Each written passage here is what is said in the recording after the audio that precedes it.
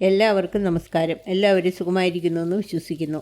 ഇന്ന് നമ്മൾ ഉണ്ടാക്കാൻ പോകുന്നത് വൻപയർ കറിയാണ്. കറിക്ക് വേണ്ടി ഞാനെടുത്തത് 1 കപ്പ് വൻപയറാണ്. പയർ നന്നായിട്ട് കഴുകി 6 മണിക്കൂർ വെള്ളത്തിൽ കുതിർത്ത് വെച്ചതാണിത്. ആദ്യം നമുക്ക് പയർ വേവിക്കാം. ഒരു പ്രഷർ കുക്കറിൽ പയറിട്ട്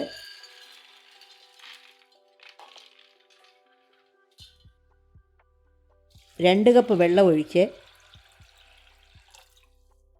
1 ടീസ്പൂൺ ഉപ്പും 1/2 ടീസ്പൂൺ മഞ്ഞൾപ്പൊടിയും ചേർത്ത് ഇളക്കുക.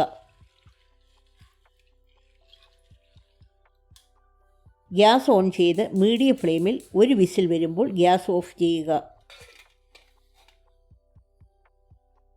കുക്കർ തണുക്കുന്ന സമയം ചെറിയ ഉള്ളി ചതച്ചെടുക്കാം. ഒരു മിക്സിയുടെ ജാറിൽ 15 ചെറിയ ഉള്ളിയും 4 വറ്റൽമുളകും ചതച്ച് മാറ്റിവയ്ക്കുക.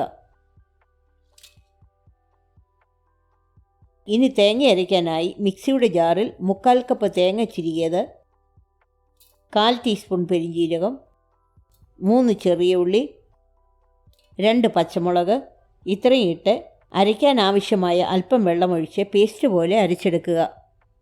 കുക്കർ നന്നായി തണുത്തെങ്കിൽ തുറന്ന് പയർ വെന്തോ എന്ന് നോക്കുക. വെന്തില്ലെങ്കിൽ മീഡിയം ഫ്ലെയിമിൽ 1 വിസിൽ കൂടി വേവിക്കുക.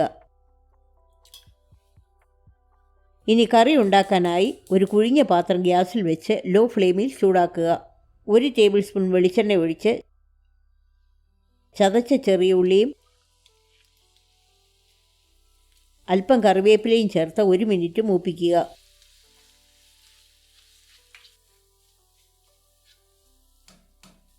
പിന്നെ 1 ടീസ്പൂൺ മല്ലിപ്പൊടി, 1/2 ടീസ്പൂൺ മുളക് പൊടി, 1/2 ടീസ്പൂൺ മഞ്ഞൾപ്പൊടി ഇത്രയും ഇട്ട് മസാലയുടെ പച്ചമണം മാറാൻ 1 മിനിറ്റ് മൂപ്പിക്കുക.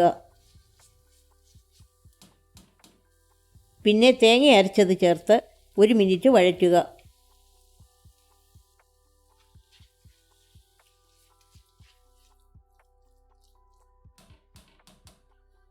വേവിച്ച് വെച്ചിരിക്കുന്ന വൻപയർ വെള്ളത്തോടു കൂടി ചേർത്ത് ഇളക്കുക.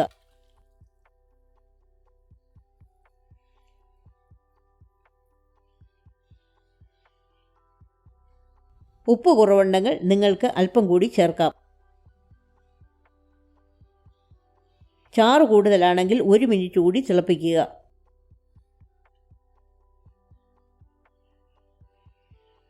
നമ്മുടെ പയറുകറി റെഡിയായിട്ടുണ്ട്. ഗ്യാസ് ഓഫ് ചെയ്യുക. ഇനി കടുക് താളിക്കാനായി ഒരു പാത്രം ഗ്യാസിൽ വെച്ച് ലോ ഫ്ലെയിമിൽ ചൂടാക്കുക. 1 ടേബിൾ സ്പൂൺ വെളിച്ചെണ്ണ ഒഴിച്ച് 1/2 ടീസ്പൂൺ കടുകിട്ട് പൊട്ടിക്കുക. പിന്നെ 3 വറ്റൽമുളക്, 4 ചെറിയ ഉള്ളി അരിഞ്ഞത്, അല്പം കറിവേപ്പില ഇത്രയും ഇട്ട് മൂപ്പിക്കുക.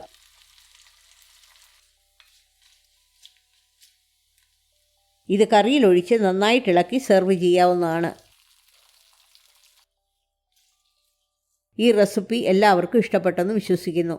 ലൈക്ക് ചെയ്യാനും ഷെയർ ചെയ്യാനും സബ്സ്ക്രൈബ് ചെയ്യാനും മറക്കരുത്.